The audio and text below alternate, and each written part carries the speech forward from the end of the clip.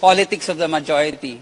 Albay Representative Ed Lagman and CHR's budget sponsor Raul Del Mar both agree that giving the CHR a 1,000 peso budget would effectively abolish it. Now, what should the CHR do to get their budget back? House Speaker Pantaleon Alvarez has this condition. He mentioned that if the chair would step down, then probably the budget would be increased or given to the CHR. But Gascon is not leaving his post. To threaten it with a reduction of its budget on the pretext of asking me to resign would lead to essentially making the institution forever at the mercy of politics.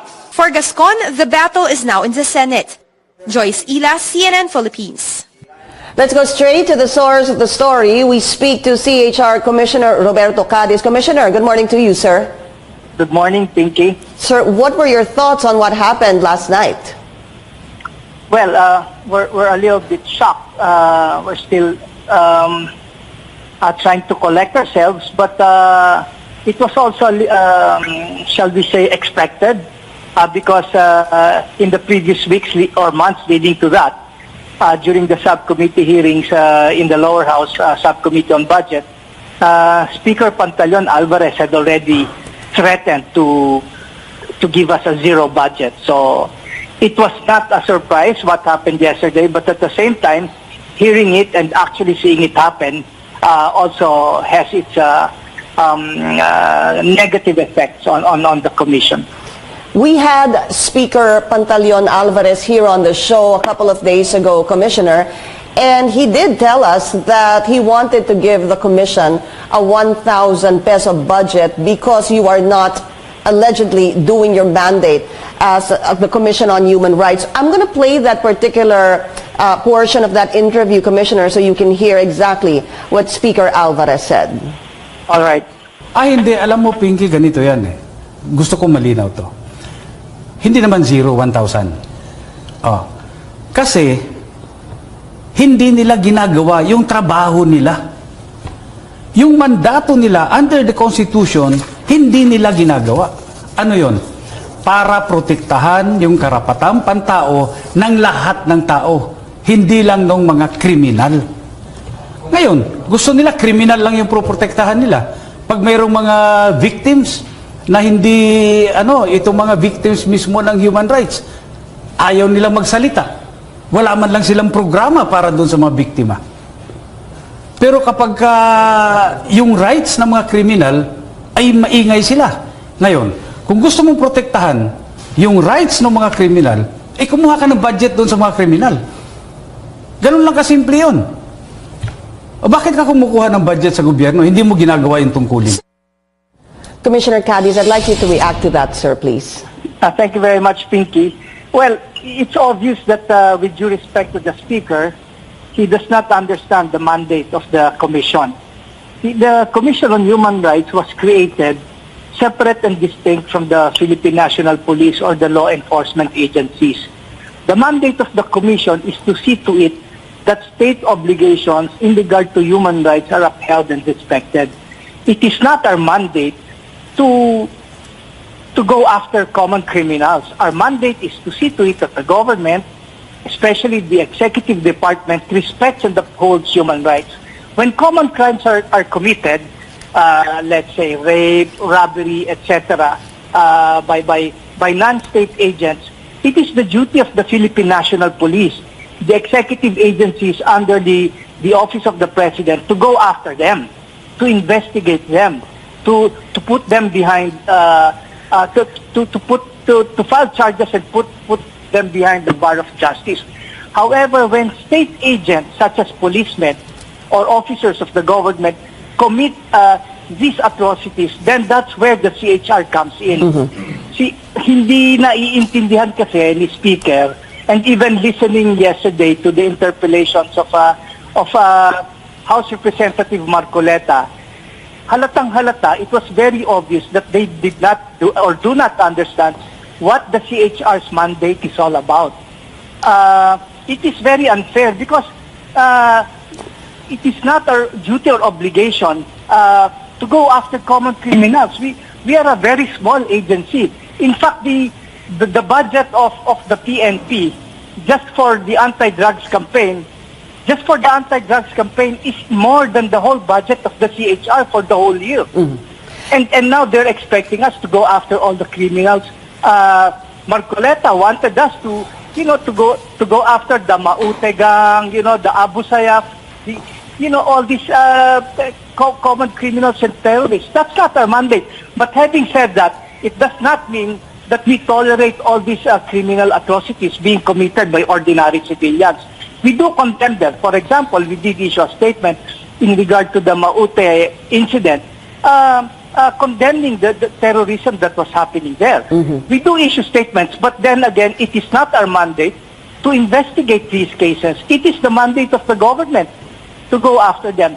When the government transgresses the basic principles of human rights, violates the rule of law, the due process of law, commits extrajudicial killings, that's when the CHR, as a watchdog of government, comes in. There was actually an infographics on your Facebook page, sir, that I saw a couple of months earlier about exactly what the mandate is of the Commission on Human Rights, because you are saying that apparently the public doesn't seem to clearly understand the mandate of the CHR. But let me move forward, sir. Commissioner Pimentel was also saying that apparently, according to the Speaker, if your chairman resigns, Chito Gascon, there might be a change of heart. What are your thoughts on that? Well, first of all, that is a question that's personally addressed to the judgment of our chairman. Okay? But then again, I wish to add that this is clearly a political pressure being addressed to the Commission. Now, I mean, it will have an effect on the Commission. If it is framed in such a manner, then if it is seen as a political pressure against the chairman, then it can be perceived as an attack on the integrity and independence of the Commission itself. But is it political pressure? Do you see it as political pressure? I see it as a political pressure. Because, you see, tinan mo, nalilito Unang-una, kine-question nila yung mandate. Tama? Pag pinalitan ba yung chairman ng commission, nag-iba na yung mandato ng CHR? Bakit parang yung issue ng mandato nawala pag napalitan yung chairman? Okay. I want to move forward, though, Commissioner Cadiz. It seems that, well, of course, you have a 1,000 peso budget passed by the House of Representatives, but the battle now goes to the Senate. You have a Senator Ping Lacson who already said that he will defend the budget of the Commission on Human Rights. Correct. And we appreciate the support coming from the senators. But may I point out that it is not just Senator Ping Lacson. Many senators have already actually made their position. We note that Senators Escudero, Angara, Pangilinan, and some other senators have already issued a statement, public statement, saying that they will fight for the restoration of the budget of the CHR. Yeah, fortunately, our Congress is a bilateral Congress. It is not just composed of the lower house. There is an upper house. And we seem to have the support of the upper house in regard to the determination of our budget. And we continue to hope that this sense of rationality will prevail over the whole Congress. Okay. As a last question, though, Commissioner Cadiz, if hypothetically you are left with a 1,000 peso budget, what will you do? Well, effectively, we have many options. That's hypothetical. You mean even the Senate will agree on the 1,000 peso? Opo, if that is passed as 1,000 pesos. We deem that actually as an effective or practical abolition of the Commission. If you remember, previous to this, the President was making public statements regarding his plan of having the Commission abolished. But then later on, he was advised by legal experts that will not happen unless they revise the Constitution. And now they shift into the second mode where we are being given practically a zero budget. We have that.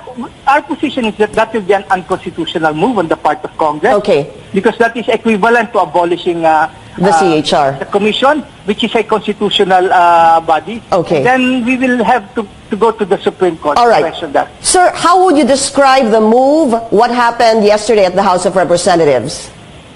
Well, watching it, it was really sad. Because you could clearly see that there was political chest thumping on the part of the of congressmen allied with the president. And it showcased the worst in Philippine politics. There seemed to be an abandonment of principles in favor of political expediency and interest. Human Rights Commissioner. Yes, sir. Go ahead, sir. So it's really unfortunate.